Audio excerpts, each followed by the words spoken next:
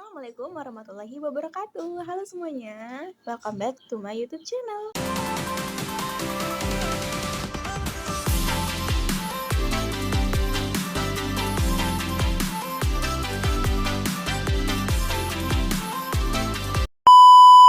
Oke, kali di video sebelumnya kita sudah membahas tentang konsep dasar dari manajemen pendidikan.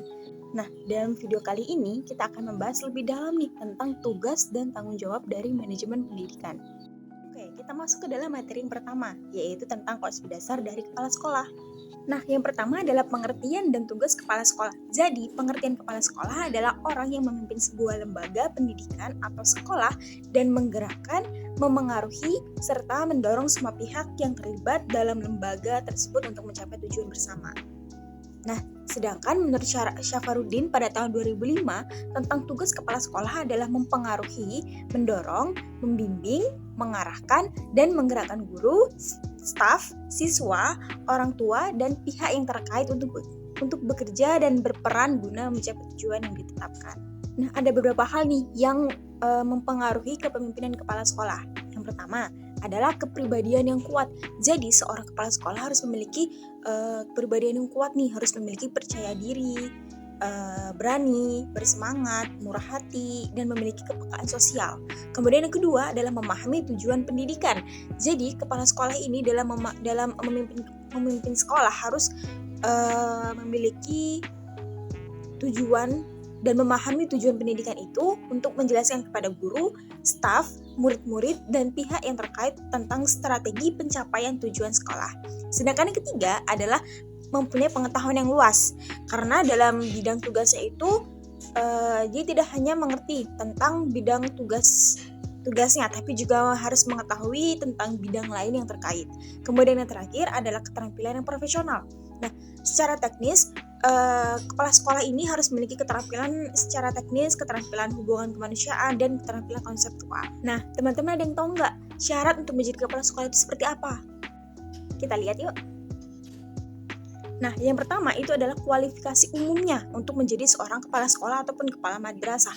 Yang pertama itu adalah memiliki kualifikasi akademik sarjana S1 atau diploma 4 atau D4 ya, kependidikan atau non-kependidikan pada perguruan tinggi yang terakreditasi. Kemudian yang kedua adalah pada waktu diangkat menjadi kepala sekolah itu berusia setinggi-tingginya adalah 56 tahun. Nah, yang ketiga adalah pengalaman mengajar sekurang-kurangnya 5 tahun. Nah, menurut jenjang sekolah masing-masing, itu kecuali TK atau RA, itu memiliki pengalaman mengajar sekurang-kurangnya 3 tahun. Kemudian yang terakhir adalah pangkat serendah-rendahnya itu adalah 3C atau 3C bagi pegawai negeri sipil atau PNS, dan bagi non-PNS itu disetarakan dengan kepangkatan yang dikeluarkan oleh yayasan atau lembaga yang bersangkutan. Nah, selain kualifikasi umum, ternyata ada juga nih kualifikasi khusus untuk menjadi kepala sekolah ataupun kepala madrasah. Yang pertama, itu adalah berstatus sebagai guru. Kemudian yang kedua, memiliki sertifikat sebagai guru. Dan terakhir, memiliki sertifikat kepala sekolah. Kemudian ada ciri-ciri untuk menjadi kepala sekolah yang efektif nih. Menurut Kusnori 8 tahun 2010, ini menjabarkan untuk menjadi kepala sekolah yang efektif. Yang pertama itu adalah memiliki visi yang kuat tentang masa depan sekolahnya dan mendorong semua staf untuk mewujudkan visi tersebut.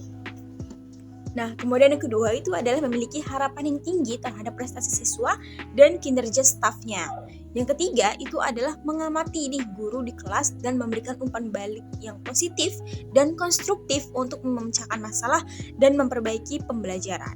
Kemudian yang keempat itu adalah mendorong pemanfaatan waktu secara efisien dan merancang langkah-langkah untuk meminimalisir kekacauan. Kemudian yang kelima itu adalah memanfaatkan sumber-sumber material dan personil secara kreatif. Yang terakhir itu adalah memantau prestasi siswa serta memanfaatkan informasi untuk mengarahkan perencanaan secara instruksional. Jadi tugas dan tanggung jawab kepala sekolah ini apa sih? Menurut Dirawat pada tahun 1986, ini membagi tugas dan tanggung jawab kepala sekolah menjadi 2 bidang. Pertama adalah bidang administrasi dan yang kedua adalah bidang supervisi. Oke, kita masuk ke bidang yang pertama, yaitu bidang administrasi. Yang pertama itu adalah pengelolaan pengajarannya. Untuk jadi kepala sekolah, tugas dan tanggung jawab kepala sekolah ini adalah untuk menyusun jadwal pelajaran, mengatur kegiatan penilaian, melaksanakan norma-norma kenaikan kelas. Kemudian yang kedua itu adalah pengelolaan kepegawaian.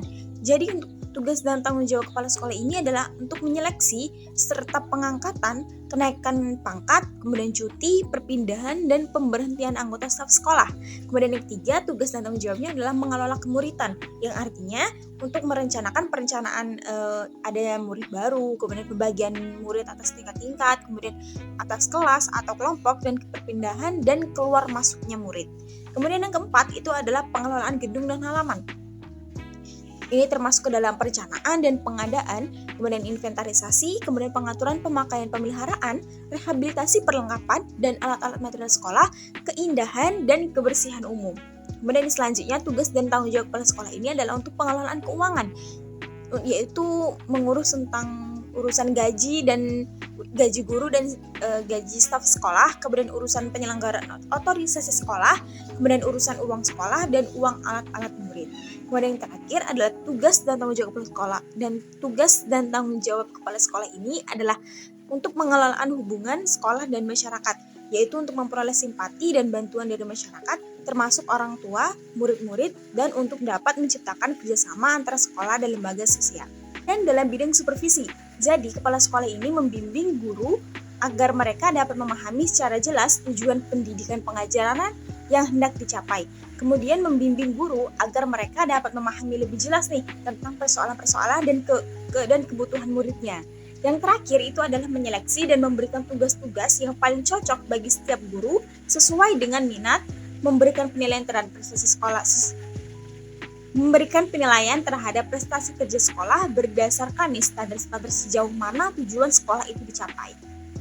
Nah, kemudian ada prinsip yang perlu diperhatikan kepala sekolah dalam bidang supervisi. Yang pertama itu adalah konsultatif dan kolegatif. Kemudian ada demokratis, berpusat pada guru, berdasarkan kebutuhan guru, dan berdasarkan bantuan profesional. Kita ke materi selanjutnya, yaitu ada fungsi-fungsi kepala sekolah sebagai kepala sekolah. Yang pertama nih, menurut Stoner pada tahun 1978, ini mengemukakan pendapat bahwa fungsi kepala sekolah sebagai kepala sekolah adalah bekerja dan dengan melalui orang lain.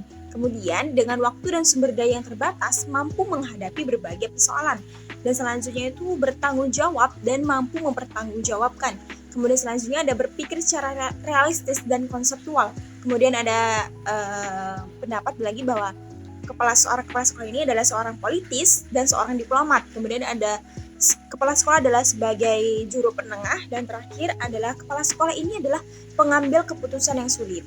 Nah, strategis yang dilakukan kepala sekolah dalam meningkatkan profesionalisme guru ini ada 3. Yang pertama adalah memberdayakan guru, yaitu mendayagunakan seluruh sumber daya sekolah dalam rangka mewujudkan visi dan misi dan mencapai tujuan sekolah, sehingga kepala sekolah harus mau bekerja sama melalui orang lain. Kemudian yang kedua adalah memberi kesempatan, yaitu bersikap secara demokratis dan memberi kesempatan kepada seluruh tenaga kependidikan untuk mengembangkan potensinya.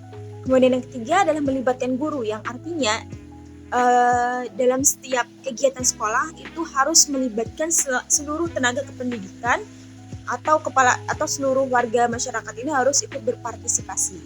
Oke, selanjutnya itu ada peran kepala sekolah. Yang pertama itu adalah peran dalam kepemimpinan kepala sekolah, yaitu membentuk kultur sekolah, yaitu membentuk budaya yang positif di mana staf berbagi pengertian dan memiliki dedikasi untuk peningkatan sekolah dan pengajaran.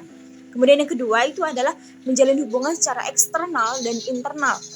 Nah, secara eksternal ini dimaksudkan seperti menjalin hubungan dengan profesor, konsultan, badan akreditasi. Kemudian kalau secara internal itu menjalin hubungan kekerabatan yang erat dengan pengelola pendidikan pusat, dewan sekolah, teman sejawat, orang tua, masyarakat, guru, dan siswanya. Kemudian ada peran manajerial kepala sekolah. Yang pertama itu adalah memiliki keterampilan manajerial, yaitu secara teknis atau secara perencanaan, pengaturan dan koordinasi, serta pengawasan dan pengendalian ini manusia. Kemudian ada kepala sekolah ini merupakan manusia yang dapat memotivasi dan membangun moral dan konseptual. Kemudian yang kedua adalah memimpin dari pusat, yang artinya peran kepala sekolah ini adalah seorang demokratis yang mendelegasikan tanggung jawab, kemudian memberi kuasa dalam mengambil keputusan dan mengembangkan usaha elaboratif yang mengikat siswa, guru, dan orang tua. Kemudian yang ketiga adalah kepemimpinan untuk kepala sekolah. Jadi peran manajerial kepala sekolah ini adalah untuk kepemimpinan secara struktural, secara fasilitatif, dan kemudian kepala sekolah ini adalah seorang pemimpin yang mendukung dan seorang kepemimpinan yang partisipatif. Ada peran kurikulum pengajaran kepala sekolah. Nah, yang pertama itu kepala sekolah ini harus menjamin kualitas pengajaran, kemudian mengawasi dan mengevaluasi pelajaran, dan kemudian mengalokasi waktu pengajaran dan mengordinasi kurikulum, serta memastikan penyampaian isi materi, dan terakhir adalah memonitoring kemajuan siswanya. Oke, itu aja materi kita pada video kali ini. Jangan lupa tonton terus video-video aku sebelumnya dan nantikan terus video-video aku selanjutnya. Bye-bye. Assalamualaikum warahmatullahi wabarakatuh. Bye-bye.